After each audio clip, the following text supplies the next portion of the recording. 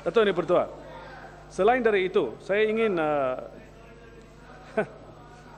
suruh minister berada di sini.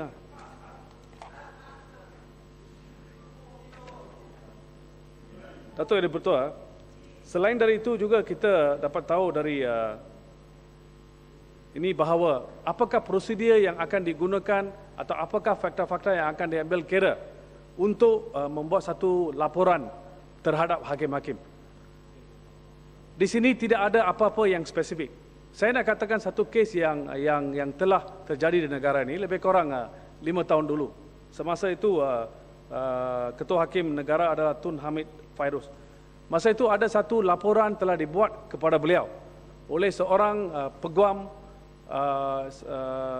yang senior yang telah mengatakan bahawa ada seorang hakim Mahkamah Tinggi yang telah menggunakan perkataan-perkataan lucah di hadapan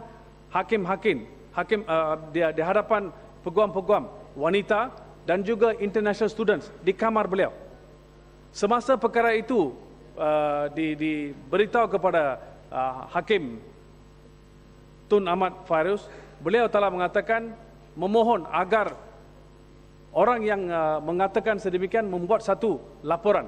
Seorang wanita di antaranya, seorang peguam telah membuat satu statutory declaration dan telah dengan teliti telah memberitahu apakah terjadi dan apakah perkataan-perkataan lucah yang telah digunakan oleh hakim tersebut.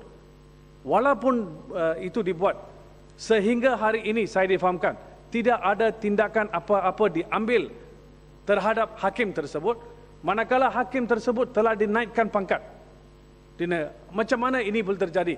Jadi ini adalah perkara-perkara yang perlu diambil kira. Saya khawatir bahawa mungkin kita boleh membuat laporan kepada jawatan kuasa etika ini, tetapi tindakan tidak akan diambil. Di antaranya adalah tidak ada masa yang kena, di mana limitation of masa supaya laporan-laporan dibuat. Tidak ada prosedur di sini. Walaupun kalau kita tengok di UK dan di lain-lain negara ada prosedur yang tertentu. Saya khawatir ini kalau tidak ada prosedur-prosedur yang dinyatakan, ini akan menyusahkan bukan saja kepada pihak-pihak yang akan membuat laporan, tetapi juga dalam penyiasatan tersebut. Dan perkara yang kedua adalah mengenai Hakim Besar Negara ini, di mana dia adalah macam mana kita nak buat laporan terhadap beliau. He is the most senior judge in the country. Kita perlu tidak ada dalam rang undang-undang ini, tidak ada apa-apa yang menunjukkan cara macam mana kalau seseorang ingin membuat laporan, komplain terhadap Ketua Hakim Negara.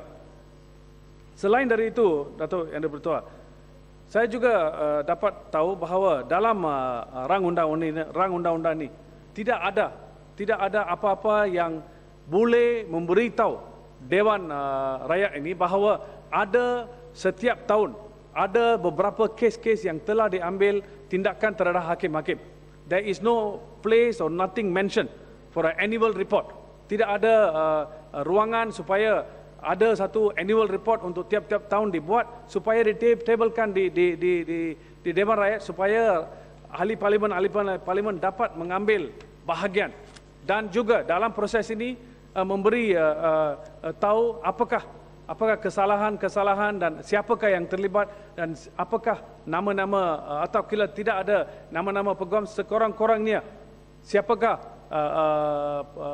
hakim-hakim yang terlibat, di mana tindakan telah diambil atau mereka di tindakan-tindakan, apakah tindakan-tindakan yang diambil tanpa mengadakan satu annual report, untuk ditabelkan di parlimen atau meniadakan report tersebut.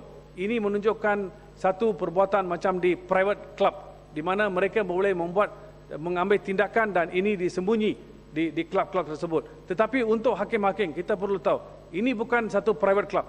Ini hakim-hakim adalah public officers. Mereka patut akui dan ikut standard-standard yang tertentu. Datuk Yang Dipertua, di antara walaupun kita kata section article 125 of the Federal Constitution, tetapi itu hanya bertumpu kepada removal of the High Court Judge. Tetapi dalam rang undang-undang ini ada ternyata bahawa tidak ada kata apakah tindakan-tindakan selain dari the removal of the judge. Tidak ada dinyatakan di sini. Saya pun tidak faham kenapa tidak ada, mungkin ada sebab-sebab yang tertentu, dan ini memberi satu gambaran bahawa tidak ada keseriusan dalam rang undang-undang ini.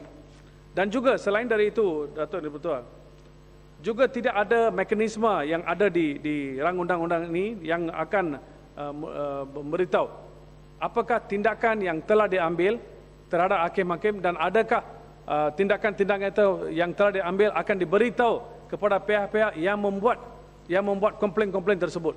Tidak ada apa-apa yang menunjukkan, dan tidak ada masa tidak ada tetapkan masa untuk mereka menyiasat atau mengambil tindakan. Ini bermakna satu komplain boleh dibuat pada tahun 2009 dan mungkin dalam 10 tahun baru kes itu dapat diselesaikan atau tidak akan diselesaikan langsung, dan pihak-pihak komplainan tidak akan diberitahu mengenai perkara tersebut.